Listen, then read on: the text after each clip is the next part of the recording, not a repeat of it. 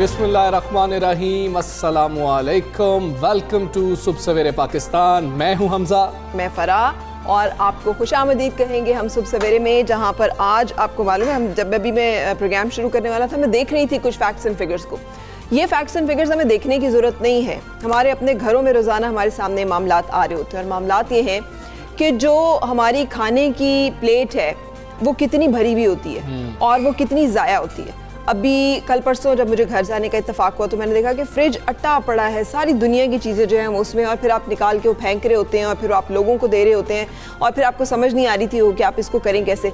दुनिया में इस वक्त जो आदाद शुमार है वो बड़े ख़तरनाक है और इस हवाले से जो सबसे अहम बात है वो ये है कि हमें बहैसियत मुसलमान एक तालीम दी गई है कि हमने इसराफ से बचना है, हमने चीज़ों को बेजा उसके जैसे ज़ाया करना है ना उससे बचना है। ये एहसास इंसान के अंदर बड़ा ज़रूरी है, इसलिए कि एहसास ही वो असल चीज़ है जो कि हमें इंसान बनाती है और हमें बेहतरी की तरफ लेके जाती है। फ़राह ऐसी बातें क्यों कर रही हैं? फ़राह इसलिए बातें कर रही हैं, एक तो हमें ये ख्याल भी है, हम इस पर बात करते भी रहते हैं, लेकिन आज दुनिया भर में खुराक के ज़िया को रोकने से मुतल्लिक शऊर बेदार करने का दिन मनाया जा रहा है। सब जानते हैं कि इंसान के ज़िंदा रहने के लिए जो चीज़ सबसे ज़्यादा ज़रूरी है उसमें जो ग़िज़ा है वो सर फ़हरिस्त है और सबसे ज़्यादा ज़िया भी हम उसी का करते हैं और जिसके बारे में हमें सबसे ज़्यादा मना भी किया गया है। दुनिया के बहुत से ममालिक जो हैं वो ग़िज़ाई अशिया बेदरीग ज़ाया करते हैं। हैरत की बात है कि जिस कुर्राह के करोड़ों अफराद मुसलसल भूख और अफलास का शिकार हैं, समेत हमारे मुल्क के जहाँ पर लोगों को खाने के लिए नहीं मिलता है, वहाँ दुनिया भर में हर साल 1.3 अरब टन खाना, जी इसकी क्वांटिटी का अंदाज़ा लगाएं, 1.3 अरब टन खाना ज़ाया हो जाता है। इसकी जो मालियत है वो तकरीबन 1 खरब अमरीकी डॉलर बनती है। ये हमारी जो मौजूदा आबादी है इसके लिए जो हमें चाहिए वो 3.9 अरब टन खुराक की ज़रूरत है।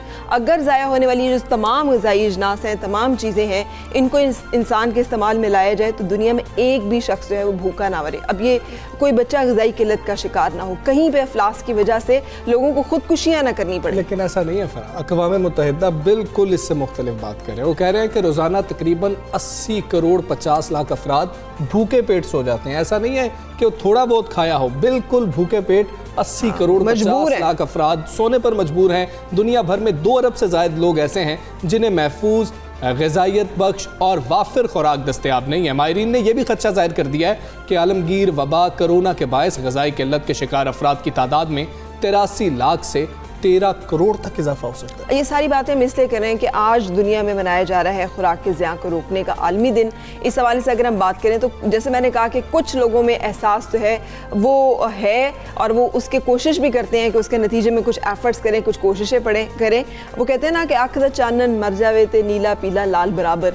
सो जब तक आपके अंदर एहसास है तब तक आप आइडेंटिफाई करते हैं चीज़ों को कि कहाँ मसला है, उसमें क्या दुरुस्तगी, क्या बेहतरी, क्या अच्छाई की जा सकती है। जब एहसास ही ख़त्म हो जाए तो फिर आपको ना पता चलता है कि ज़ाया हो रहा है, ना आप उसको बेहतर करने की कोशिश करते हैं। रिस्क तंजीम एक ऐसी मोटिवेशन है जिसके बारे में हम आपको बताएंगे कि यहाँ पर कुछ नौजवानों ने, जो जैसे मैं और हमजा इस वक्त बात कर रहे हैं कि शॉपिंग बैगों में भर के या फिर कूड़े में खाना फेंक देना या फिर खाना जो है वो ज़ाया होते रहना, इतना सारा ऑर्डर कर लेना फिर छोड़ के उठ जाना वहाँ से, ये तमाम चीज़ों का एहसास किया। उन्होंने सोचा कि इसको किस तरह से हम यूटिलाइज़ करें और उसके बाद उनकी स्ट्रगल क्या है ये आपको खुद ही बताएंगे, इसलिए कि उन्होंने बड़ी कामयाबी के साथ बहुत सारे लोगों में खाना पहुंचाया। सबसे अहम चीज़ ये है कि बात हम भी कर रहे हैं, बात अक्सर लोग करते हैं, हम सुनते हैं कि वो बात कर रहे हैं, लेकिन ये इनिशिएटिव लेना बहुत बड़ी बात है कि उन्होंने ये फैसला किया कि भाई ज़ाया तो हो रहा है लेकिन इसको दुरुस्त किस तरीके से किया जा सकता है, इस्तेमाल में कैसे लाया जा सकता है, इस पर बात करेंगे। पहले टॉप स्टोरीज की जानिब चलकर।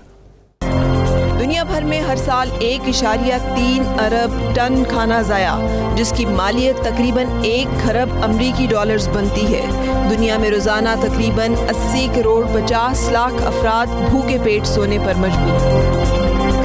मुस्लिम लीग नून की बड़ी विकेट गिर गई। मनी लॉन्ड्रिंग केस में लाहौर हाईकोर्ट ने शहबाज शरीफ की अबूरी जमानत खारिज कर दी। नैब ने अपना मेहमान बना लिया। बांग्लादेश की तरक्की ने टके की इज्जत बढ़ा दी। बांग्लादेश का 1 टका पाकिस्तान के 2 रुपए के बराबर पहुंच गया। बांग्लादेश की करेंसी मजबूत होने की बड़ी वजह उसकी मौशी पॉलिसियां।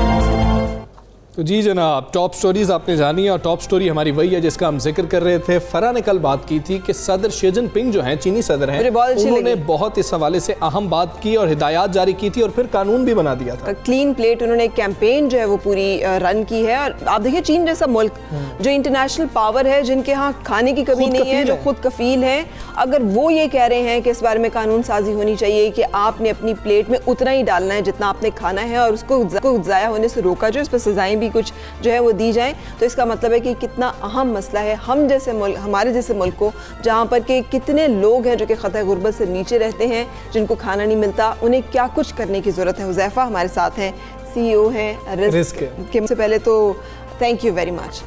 ये वो काम है जो कि हम सबके करने का था, जो आपने अपने ज़िम्मे लिया। लेकिन शुरू कैसे हुआ ये रिस्क का सिलसिला? ये एक्चुअली शुरू हुआ अगर 5 साल पहले, अप्रैल 2015 में इसकी बुनियाद रखी थी हमने लम्स में, जब हम पढ़ रहे थे। और जिस तरह आप लोगों ने कहा, हमें भी यही प्रॉब्लम बड़ा डॉन्टिंग लगता था, बड़ा स्ट्रेंज लगता था कि इतना ज़्यादा खाना इस मुल्क में है, इतना आलमी। हम इकनॉमिक्स पढ़ते थे, हम यही पढ़ते थे रिसोर्सेज स्केर्स हैं, रिसोर्सेज कम हैं, गुर्बत ज़्यादा है, पॉवर्टी ज़्यादा है। और जब हमने देखा कि हमारे मुल्क के अंदर क्या प्रॉब्लम है, तो हमें रियलाइज़ हुआ ये फ्लिप है, ये ऐसा नहीं है। और क्योंकि इसकी इंस्पिरेशन ये थी कि मेरी वालदा पिछले 30-35 साल से घर में दस्तरखान कर रही हैं, बहुत लोग आते हैं खाना खाने, घर खुला रहता है, तो हम देखते थे कि लोग बढ़ते जा रहे हैं, लोग कम नहीं हो रहे, लेकिन खाना दूसरा बहुत ज़्यादा ज़ाया हो रहा है। तो क्यों ना इस गैप को फिल किया जाए किसी तरीके से। और फिर ये एक बुनियाद बनी और हमने अपने एक फेसबुक पेज बनाया कि हमने कहा हम खाना पिक करेंगे, आप हमारे नंबर्स पर कॉल कीजिए। अपने लम्स के दौरान ही हम तीनों दोस्तों ने अपने नंबर्स दिए, मूसा, कासिम और मैं, और हम लोगों की कॉल का इंतज़ार करते थे। जहाँ से हमें कॉल आएगी हम अपनी गाड़ियों पे जाते थे, हमारी गाड़ी में पैकेजिंग का सामान होता था। ये एक as a student passion project हुआ, हमें एक पेन नज़र आई, हमने कहा इसको स्टूडेंट लाइफ में सॉल्व करते हैं। रेस्टोरेंट्स को कहा कि जो खाने बचते हैं खाना कलेक्ट कैसे करते हैं? हमने किसी को नहीं कहा, हमने सिर्फ एक फेसबुक पेज बनाया। वो इतना वायरल हुआ कम्युनिटी में, लोगों को बड़ा एक हमेशा से इस प्रॉब्लम के बारे में फील होता है, जिस तरह आपको आप कह रहे थे फील हो रहा है इस प्रॉब्लम के बारे में, लोगों को काफ़ी अरसे से इस प्रॉब्लम के बारे में फील होता था। और जब उन्होंने देखा कोई आउटलेट है जहाँ पे वो कुछ शेयर कर सकते हैं, तो उन्होंने हमें कॉल्स करना शुरू की। वो पेज ओवरनाइट वायरल हुआ, लम्स कम्युनिटी ने बहुत सपोर्ट की, हमारे फ्रेंड्स एंड फैमिली में उनको पता लगा कि शायद इन लोगों ने कोई बाकायदा सर्विस लॉन्च कर दिया है, कोई गाड़ियाँ खरीद ली। हमने कुछ नहीं किया था, हमने सिर्फ एक विल का इजहार किया था कि हम आपके घर में अपनी गाड़ी पे खुद आ जाएंगे। हमने पैकेजिंग का सामान लिया जो आपके और मेरे घरों में मौजूद होता है, बैग्स होते हैं, प्लास्टिक बॉक्सेस होते हैं, वो अपनी डिग्गियों में हम तीनों रखते थे, ग्लव्स रखते थे। जहाँ से भी हमें कॉल आती थी, जो भी करीब होता था हम तीनों में से, वो कोऑर्डिनेट करके चला जाता था उनके घर, उस रेस्टोरेंट में, वहाँ से खाना पिक करके करीबी बस्ती में डिस्ट्रीब्यूट करवा देता था। और जब इसको देखा कि ये इतना ज़्यादा कॉल्स आना शुरू हो रही हैं, इतना सीरियस प्रॉब्लम है, गुर्बत और भूख का इतना सीरियस प्रॉब्लम, कभी निकले नहीं थे लम्स से बाहर, यूनिवर्सिटी के बाहर, अपने बबल से बाहर हम नहीं निकलते एक स्टूडेंट लाइफ में। इस प्रॉब्लम के थ्रू जाना हुआ उन इलाकों में, तो अंदाजा हुआ ये सीरियस प्रॉब्लम है। अच्छा हुज़ैफा, अब तक जो हमारे सामने फिगर्स दिखे में 6 लाख किलोग्राम से ज़्यादा खाना आपने 70 लाख अफराद तक पहुंचाया है। ये डेटा बेहद पुराना भी होगा। बिल्कुल ये थोड़ा सा है, लेकिन ये हर दिन चेंज हो रहा है। जब भी जिस तरह मैं बैठा हूँ, हमारी गाड़ियाँ बाहर हैं और खाना सेव करिए, अल्हम्दुलिल्लाह एक तंजीम ऑर्गेनाइजेशन बन चुकी है जो कि पाकिस्तान की वाहिद ऑर्गेनाइजेशन है जो कि फूड वेस्टेज के ऊपर एडवोकेसी भी कर रही है, कंजर्वेशन के ऊपर भी काम कर रही है, रिसर्च के ऊपर भी काम कर रही है, प्रिवेंशन के ऊपर भी काम कर रही है, और टेक्नोलॉजी डेवलप कर रही है किस तरह B2B और B2C सॉल्यूशंस में खाने को ज़ाया करने से बचाकर उन लोगों तक पहुंचा सकते हैं सोसाइटी में जो उसको इस्तेमाल कर सकें। हमने तो इंटरनेशनल फिगर्स की बात की ना कि इतना हो गया, इतने लाख टन था और वो ज़ाया कर दिया गया। आपने जो आंखों से देखा लोग किस तरीके से खाना ज़ाया कर रहे हैं, और आपको दिल को तकलीफ होती थी भैया आप क्या कर रहे हैं? रेस्टोरेंट्स में जाते थे तो क्या देखते थे? बिल्कुल मज़े की बात यह कि हम क्योंकि आम बंदा वाकिफ सिर्फ रेस्टोरेंट इंडस्ट्री से है, और अगर मैं आपको थोड़ा सा समझाऊं सप्लाई चेन की डायनामिक्स इस तरह है कि सप्लाई चेन होती है फ्रॉम फार्म टू फोक। हम लोग हैं on the folk side, we are just eating out in the restaurants, हमारी प्लेट पर खाना आ जाता है। लेकिन जब आप थोड़ा सा पीछे जाते हैं तो वेयर हाउसेज आते हैं, मैन्युफैक्चरिंग्स आती हैं, गोदाम आते हैं, फिर आपके पास फार्म्स आते हैं। हर स्टेज के ऊपर एक अपना एक्सेस है, वेस्टेज है जिसको हम कब करने की कोशिश करें। ये वाला वेस्टेज हमें नज़र बहुत ज़्यादा आता है और ये है भी, लेकिन ये इतनी बड़ी क्वांटिटी नहीं है जितनी अगर आप पीछे से पीछे जाते रहें, गोदामों में जाते रहें, तो बहुत ह्यूज प्रोडक्ट्स हैं जिनको हम कहते हैं न्यू टू एक्सपायरी प्रोडक्ट्स हैं, जो कि मार्केट में आने से पहले नहीं आती हैं और एक्सपायर होने की वजह से वो ज़ाया होने का खदशा होता है। ठीक है, ये टन्स के हिसाब से बड़े बड़े कंपनीज के प्रोजेक्ट्स होते हैं, इसमें मिल्क होता है, इसमें ड्राई राशन के प्रोडक्ट्स होते हैं। हम इनको भी सेव करते हैं कि इनकी एक्सपायरी आने से पहले अगर ये नहीं बिके तो हम उन कंपनी से राब्ते में होते हैं, इनके कंटेनर्स उठाते हैं और फिर इनको पैकेज करके उन इलाकों तक पहुंचाते हैं। इसी तरह फार्म लेवल पे क्योंकि प्राइसेस नहीं मिलती फार्मर को वो अच्छी, तो वो प्रोडक्ट मार्केट के लाने काबिल नहीं होता। तो बड़े बड़े प्रोडक्ट, आलू की कीमत आप देखें इतनी कम हो जाती है, फीजेबल नहीं होता मार्केट में लाना। अभी हमने कोविड के दिनों में देखा कि लोग तल्फ कर रहे थे, मतलब पोल्ट्री कितनी ज़्यादा जो है वो तल्फ कर रहे थे इसी वजह से, क्योंकि कौन इसको लेके जाए बिल्कुल। आगे। मैं इस पे तो एक डिटेल प्रोग्राम चाहिए, किस किस इंडस्ट्री में कितना डिटेल्ड प्रोडक्ट है। हैचरी के अंदर जो अंडे को क्रैक आ जाता है वो अंडा ज़ाया हो जाता है, हमने वो भी पिक किया है। अच्छा। कि वो जो अंडा हैच नहीं हो सकता वो अंडा हम एटलीस्ट यूज़ कर लेते हैं। कुछ बेकरीज हैं जो कि अपनी सिर्फ उसके अंदर वाइट्स यूज़ करती है, उनके योग ज़ाया होते हैं, हम योग भी पिक करते हैं। तो there is a list of things जो कि इंडस्ट्री में ज़ाया होती है। बात है, लोग आते गए, कारवां बनता गया। 3 दोस्तों ने शुरू किया और अब हमने देखा कि 1500 से ज़ायद रज़ाकार हैं जो आपके साथ मुंसलिक है। एग्जैक्ट फिगर क्या है वो बता दें, और कितने शहरों में किस तरह से काम कर रहे हैं। और ये रज़ाकार पेड है या रज़ाकार? नहीं, ये बिल्कुल रज़ाकार है। ये हमारी basically we call ourselves a youth movement. So it's not just a cause, it's not just a system. हम सिस्टम बना रहे हैं, हम प्रोटोकॉल्स बना रहे हैं, टेक्नोलॉजी बना रहे हैं, लेकिन सबसे ऊँची चीज़ है इंसानी इक़दार।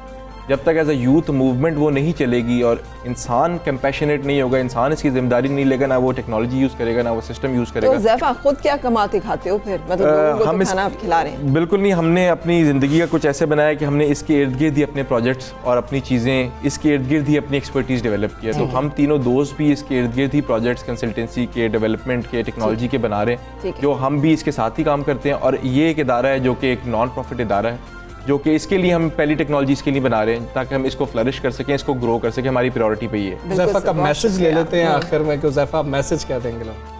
जी, आज जिस तरह आपने कहा इतना इंपॉर्टेंट दिन है, मैं कहूँगा प्लीज़ ज़ाया ना कीजिए, क्योंकि आपको सिर्फ ये समझने की ज़रूरत है, जब आपके पास एक खाना प्लेट में आता है तो वो सिर्फ खाना ज़ाया नहीं होता, उसके पीछे एक इंसान की मेहनत होती है, कई घंटे होते हैं, इकोनॉमी की रिसोर्सेज होती हैं, मिट्टी होती है, पानी होता है, क्लाइमेट होता है, वो सब ज़ाया होता है। सर ज़ाया नहीं करना। बहुत शुक्रिया ज़ैफ़ा भाई, थैंक यू सो मच। और बड़ा इंस्पायरिंग था हमारे लिए भी, बहुत इंस्पायरिंग। खाना सिर्फ ज़ाया नहीं होता, जैसे ज़ैफ़ा ने कहा है, बिजली, गैस, रिसोर्सेज बहुत कीमती जो है वो भी ज़ाया होते हैं, इंसान की मेहनत ज़ाया होती है, बाज़ औक़ात इंसान की पूरी उम्र, पूरी ज़िंदगी जो है वो भी ज़ाया हो जाती है इसी चक्कर में कि 2 वक्त की रोटी का सिलसिला जो है उसे मैनेज किया जाए। आगे चलेंगे हम, और अब नई डेवलपमेंट हुई है, हमारे मुस्लिम लीग नून की बड़ी विकेट गिर गई। ये आपको मालूम ही है कि लाहौर हाई कोर्ट ने मनी लॉन्ड्रिंग केस में शहबाज शरीफ की दरख्वास्त ज़मानत मुस्तरद कर दी है, और जिसके बाद नैब ने उन्हें हिरासत में ले लिया। शहबाज शरीफ की गिरफ्तारी के बाद अदालत के बाहर मौजूद लीगी कारकुनों और पुलिस में हाथापाई भी हुई थी। वहाँ पे नारे भी लगते रहे। नैब हुकाम शहबाज शरीफ को लेकर ठोकर न्याज बेग के दफ्तर चले गए। आज अदालत में शहबाज शरीफ को पेश भी किया जाना है। तो फरा ये 2 दिन की तारीख मिल रही थी, 3 दिन की, पहले 1 दिन की भी मिली, और बिलाखिर जो है ज़मानत खारिज कर दी गई। और उसके बाद प्रेस कॉन्फ्रेंसेस भी हुई थी, मरियम नवाज भी आई थी, एहसन इकबाल ने भी उस पर बयान दिया था। और नून लीग यही कह रही है कि ये हमारे साथ जो है वही मामला किया जा रहा है कि नैब और हुकूमत का गठजोड़ है और हमारे खिलाफ कार्रवाई की जा रही है, और एपीसी से बहुत ज़्यादा रिलेट किया है। ये उनका कहना है, लेकिन इस बारे में बातचीत करेंगे हम। राना तनवीर हमारे साथ है, मुस्लिम लीग नून रहनुमा। राना साहब, ये बताइएगा कि ये जो शहबाज शरीफ की गिरफ्तारी हुई है, जिसके बारे में वो प्रिडिक्ट भी कर रहे थे कि मुझे गिरफ्तार कर लिया जाएगा, और कहा था कि वज़ीर आज़म मुझे गिरफ्तार करना चाहते हैं, उन्होंने मुहिम भी चलाई थी इसके लिए। 3 रोज़ पहले गिरफ्तारी हो चुकी है, इसका पस मंज़र एपीसी है जो बहुत सारे लोग रिज्यूम कर रहे हैं, आप भी कह रहे हैं। और क्या आप ये समझे कि हुकूमत और अपोजिशन में अब कन्फ्रंटेशन शुरू हो गई है, अब ये मामला थमने वाला नहीं है, ये आगे ही जाएगा? क्या हिकमत अमली, क्या लाया अमल है इस हवाले से? देखिए, ये बात दुरुस्त है कि इसके पस मंज़र जो शहबाज साहब की गिरफ्तारी का है, वो इमीडिएट तो वो एपीसी की जो प्रोसीडिंग थी, या एपीसी का जिस तरह ने कहा था, या शहबाज शरीफ साहब का एक फ्यूचर रोल था इस एपीसी के फैसले में, मतलब जो तारीख की बात हम करते हैं फेजेस में, हम कि जुलाई में उसका लॉन्ग मार्च की तरफ हम जाएंगे, इस्लामाबाद की तरफ। तो ये सारी चीज़ें बिल्कुल बायस बनी हैं, और लोगों ने भी कह दिया था परसों जब उनकी प्रेस कॉन्फ्रेंस थी शहबाज साहब की, तो उसमें एक एंकर बैठे हुए थे, बड़े सीनियर लोग थे सारे 10-15, तो उसमें एक एंकर ने कहा जी कि परसों आप अरेस्ट होने जा रहे हैं। तो हमने कहा यार आप जजमेंट पढ़ा है? उसने कहा भाई मैंने कह दिया आपको। तो ये चीज़ें सारी सबको पता था, ये प्री प्लान्ड है। ठीक है राना साहब, जिस वक्त मरियम नवाज साहिबा से सवाल हुआ कि शहबाज शरीफ साहब तो इस वक्त अंदर चले गए हैं, तो अब कौन लीड करेगा। उन्होंने कहा कि मियां नवाज शरीफ लीड करेंगे। क्या मियां नवाज शरीफ वहाँ बैठकर लीड करेंगे? उन्होंने बयान भी दिया था। और साथ ये भी बता दीजिए कि अब नून लीग मुकम्मल तौर पर तैयार है हुकूमत का मुकाबला करने के लिए? किस तरह से हुकूमत का मुकाबला करेंगे? देखिए, तो यही है कि जिस तरह पार्टी मुतहद है या यकजा है, इंशाल्लाह पहले भी बड़े और हालात पार्टी गुजर रही है और ये तो भी की जा रही है कि कुछ सख्ती, जिस तरह बात की जाती है कि पार्टी की सख्ती करेंगे। मैं समझता हूँ कि लोग 2 साल तो खड़े रहे हैं और उम्मीद है कि वो अभी उसी तरह खड़े रहेंगे, क्योंकि एक नया कल्चर डेवलप हुआ है। अभी एक पॉलिटिकल करैक्टर का जो बात हम करते हैं होना चाहिए, और ये टर्न कोड जो है इन्होंने पॉलिटिक्स को गंदा किया हुआ है। आपको कुछ चेहरे नज़र आएंगे गवर्नमेंट में जो हर गवर्नमेंट में होते हैं, चाहे मुशर्रफ साहब की हो या बेनज़ीर की हो या नवाज शरीफ साहब की हो। तो ये मैं समझता हूँ कि इस वक्त ये बड़ी अच्छी बात है पॉलिटिक्स में कि अगर लोग अपनी अपनी पार्टी के साथ बसता रहें। बाकी अभी पॉलिटिकल जो प्रोसेस है, डेमोक्रेटिक प्रोसेस, वो तो है ही नहीं है इस वक्त। गवर्नमेंट का जो तरीक़ाकार है या तर्ज़ अमल है वो एक फाशिस्ट गवर्नमेंट का। तो मैं समझता हूँ कि मुश्किल मरला आया हुआ है जिसमें से हम गुजर रहे हैं इस वक्त। ये आने वाले वक्त फैसला करेंगे कि क्या टर्न लेते हैं मुल्क की सियासत या मुल्क की निज़ाम क्या टर्न लेता है। 2 एंगल्स हैं इसके। राना साहब, ये वही बयानिया है जो कि इस वक्त मुस्लिम लीग नून पेश कर रही है, लेकिन सवाल पूछा गया था उनसे कि मनी लॉन्ड्रिंग के बारे में, टीटीज़ के बारे में वो तफसील दे दें। वो तफसीलात नहीं दी गई। वो तफसीलात दे दी जाती तो आज शायद गिरफ्तारी जो है वो ना हो सकती। एक तो इसके बारे में भी बताइएगा। दूसरा, मरीम नवाज ने जो प्रेस कॉन्फ्रेंस की, उन्होंने तस्लीम किया कि मोहम्मद ज़ुबैर जो है वो मिले हैं और उन्होंने मरीम नवाज और नवाज शरीफ की बातचीत भी की है। आपको नहीं लगता कि ये एक तरफ से तो कहा जाता है कि सारे मामलात पार्लियामान में तय होने चाहिए, पार्लियामान से बियॉन्ड कोई बातें नहीं होनी चाहिए, हम एनआरओ नहीं मांग रहे, हमें कोई रियायत नहीं चाहिए, कोई डील की बातें नहीं हो रही। ये उसके साथ ही मुलाकात भी हुई है और उसमें बातचीत भी हुई है। इससे वोट को इज्जत दो के बयानिए को, और हम डील नहीं मांग रहे, हम मफाहमत नहीं करना चाहते, इस बयानिए को ठेस नहीं पहुँचेगी? देखिए, मैं समझता हूँ कि हमारी अस्करी क़यादत का एक अब रोल है। जिस तरह आप देख रहे हैं या पीछे हिस्ट्री भी है, तो उसमें मुलाकातें होती रहती हैं, सियासतदानों की भी, जजों के साथ भी जिनके तल्लुकात हैं, मुलाकातें होती रहती हैं। ये पार्टी पॉलिटिक्स से हट के भी होती हैं। तो ज़ुबैर साहब क्लेम करते हैं कि मेरे 40 साल तल्लुकात है, दोस्ती है, तो मैं उस रिश्ते के नाते ये मुलाकातें की हैं। और जब इतनी लंबी मुलाकात हो, 3-4 घंटे की, खाना भी खाया जाए, तो उसमें यकीनी तौर पे पार्टी, जिस पार्टी से उतरलग रहते हैं, वो डिस्कस होती है। जी ठीक है राना साहब, मुलाकात के हवाले से आपने कहा, ये बताया कि नवाज शरीफ वापस कब आ रहे हैं? क्या वापस आकर यहाँ से नून लीग को लीड करेंगे या बाहर बैठ कर नून लीग को लीड करेंगे? मेरा मरियम साहबा ने जवाब उसका दिया है और हमें भी जो है मालूम वो यही है कि जब भी उनका वो हार्ट का प्रोसीजर होगा, कोविड-19 की वजह से थोड़ा लंबा हुआ है, अभी उन्होंने दोबारा प्रोसेस में थे कि हो जाए, तो फिर वहाँ पे एक स्पाइक आ गई है उसकी, कोरोना की, दोबारा बरतानिया में फैल गया ज़्यादा, उसकी परसेंटेज जो है बढ़ गई है। तो जब हॉस्पिटल खुलेंगे या उस अंदाज से खुलेंगे कि इस किस्म की सर्जरी हो, तो यकीनी तौर पे वो अपनी सर्जरी करा के और रिकवर करके आ जाएंगे वापस। ये तो डेफिनेट बात है कि वो कहते हैं कि मैं उसी वक्त पहुँच जाऊँगी। अब इलाज के लिए गए हुए हैं, तो इलाज उनको मुकम्मल करा के आना चाहिए, बजाय इसके कि फिर यहाँ कॉम्प्लिकेशंस हों, फिर उनको ये इमरजेंसी भेजें या खुदा न खासा कोई और मामला सेहत से है मशरूत किया गया। बहुत हवाले, इस हवाले से बहुत अहम मौक़िफ़ जो है वो हुकूमती मौक़िफ़ भी है। रहनुमा PTI सदाकत अली अब्बासी साहब हमारे साथ हैं। सदाकत अली अब्बासी साहब, good morning, thank you for joining. बताइएगा सर, ये APC के बाद ये गर्मा गर्मी में बहुत तेज़ी आना, आसिफ अली जरदारी और फलियाल तालपुर पर भी फ़र्द जुर्म आयद हो जाना, मौलाना फजल रहमान को जो है वो नैब का तलब कर लेना, फिर इसी तरह से अबूरी ज़मानत ख़त्म हो जाना शहबाज शरीफ साहब की, ये वो जो उनका अभी जो आप सुन रहे थे, राना तनवीर साहब भी यही कह रहे थे कि जो गवर्नमेंट की एक एहतसाब ने इंतकाम है, ये वो नज़र आ रहा है। इसके बारे में बताइएगा। और क्या जल्दी थी पकड़ने की वजह से? अदालत ने तो हुक्म दिया हुआ है कि जब तक साबित नहीं होता तब तक आप गिरफ्तार ना करें। बहुत शुक्रिया जी, आप सबको अस्सलाम वालेकुम। राना साहब की मैंने सारी गुफ्तगू सुनी है। तो आपने सवाल ये किया कि ये चूँकि APC हुई है इसलिए केसेस तेज़ हो गए। आपने बात तकरीबन ठीक किया लेकिन उल्टी की है। हम कहते हैं चूँकि केसेस करीब आ गए इसलिए APCs होना शुरू हो गई हैं। अच्छा। सारे पाकिस्तान को मुस्लिम लीग नून का और पीपल्स पार्टी का पता है उनकी सारी कार्रवाइयों का, ये दिन की रोशनी में क्या कहते हैं और शाम को कहाँ कहाँ मिलते हैं। हम 2 साल से कौम को कह रहे थे कि ये हमसे NRO मांग रहे हैं और कुछ नहीं मांग रहे। अगर किसी हमारी नाकामी की बात होती, हमारी किसी नाअहली की बात होती, तो इमरान खान जब वज़ीर आज़म बने, जब वो तकरीर करने लगे थे उन्होंने तकरीर नहीं की, इन्होंने कहा फेल हो गए, नाकाम हो गए। तो वो बस सिर्फ इतनी सारी बात है कि केसेस नज़दीक आ रहे हैं इसलिए APCs हो रही हैं। अब रही बात शहबाज शरीफ साहब की, तो मुझे पता नहीं कि आप क्या बात करना चाह रहे हैं।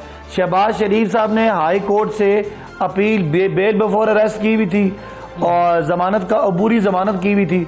अबूरी ज़मानत ख़त्म हो गई, शहबाज शरीफ कानून के मुताबिक अंदर हो गए। अब अगर किसी वक्त अदालत समझेगी तो वो यहाँ से बाहर आ जाएंगे, और अगर अदालत समझेगी तो वो मियाँ नवाज शरीफ साहब की तरह मुल्क से बाहर हो जाएंगे। एक सवाल और है, आपने कहा जो मरियम साहिबा ने कहा, अब नवाज शरीफ साहब सियासत मुस्लिम लीग नून की क़यादत करेंगे। तो मुझे 2 बातें समझ नहीं आ रही। एक ये कि मरियम साहिबा इतना जुल्म कर रही हैं, अपने बीमार बाप जो इंतहाई बीमार हैं, उनकी ज़िंदगी सेहत को ख़तरा है, उनको सियासत में डाल रही हैं। दूसरी बात ये हो सकती है कि मियाँ साहब बीमार नहीं हैं और बहाने कर रहे हैं। अब ये फैसला मुस्लिम लीग नून ने। सदाकत अली अब्बासी साहब, ये कह दीजिएगा कि नून लीग ने तो ये मौक़िफ़ इख्तियार कर लिया और बार बार ये मौक़िफ़ इख्तियार कर रहे हैं कि भाई पहले भी तो आपने हमें अंदर रखा, हमजा शहबाज को साल से ज़्यादा हो गया, कोई केस सामने नहीं आया, कोई चीज़ साबित नहीं हुई। शहबाज शरीफ को पहले भी गिरफ्तार किया गया, 4 माह बाद छोड़ दिया गया, उस वक्त भी चीज़ें सामने नहीं आई, तो बार बार गिरफ्तार क्यों किया जा रहा है? सारी तफसीलात आपके पास मौजूद है, रेफरेंस आपने दायर कर दिया है, 58 वॉल्यूम्स की आप बात करें, तो अब गिरफ्तारी की ज़रूरत क्या थी? ये जो आपकी तकरीर, आपकी सवाल में जो आप है, मेरा ख्याल है आप ये नैब को कह रहे हैं, नैब से सवाल ये कर सकते हैं और नैब इनको जवाब दे। हम तो बिल्कुल ना इनके साथ हैं ना उनके साथ हैं। हमारा ये बयानिया ज़रूर था कि उन्होंने बहुत लूट मार की है और इनका एहतसाब होना चाहिए। और अगर आप देखें तो मियाँ शहबाज शरीफ साहब के जो मुलाजमीन हैं उनके अकाउंट में 9.5 अरब रुपया मुख्तलिफ लोगों ने, ठेकेदारों ने, मुख्तलिफ पार्टी के लोगों ने जमा कराया, जिसके रिकॉर्ड के मुताबिक वो कैश बॉयज़ के ज़रिए, वो हुंडी के ज़रिए बाहर गया और फिर टीटीज के जरिए वापस आया। तो मेरा नहीं ख्याल ये ओपन एंड शट केस है।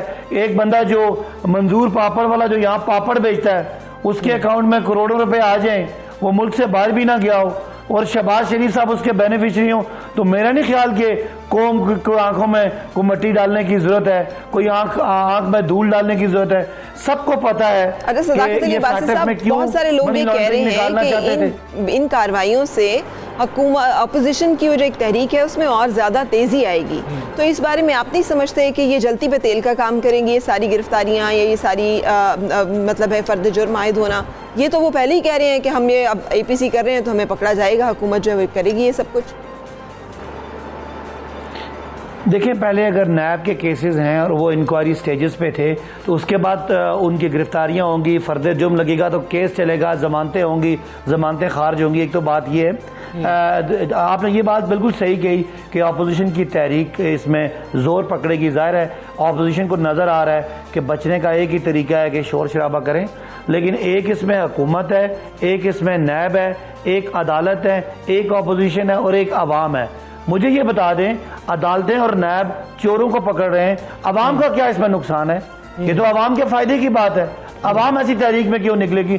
हाँ, कुछ सियासतदान अपनी पैसा बचाने के लिए, अपनी करप्शन बचाने के लिए निकलेंगे और वो अच्छी बात है, निकलें। वो निकलेंगे तो हम कहेंगे देखो देखो कौन आया। जी ठीक है सदाकत अब्बासी साहब, अवाम ये क्वेश्चन करते हैं, जो नून लीग का मौक़िफ़ है और पीपल्स पार्टी का मौक़िफ़ भी यही है, वो कहते हैं कि जी कि 2 साल में हुकूमत ने रिकवरीज कितनी कर ली हैं। तो जब रिकवरीज का क्वेश्चन आ जाता है उस पर आप क्या कहेंगे कि 2 साल में रिकवरीज तो फिर भी नहीं हुई?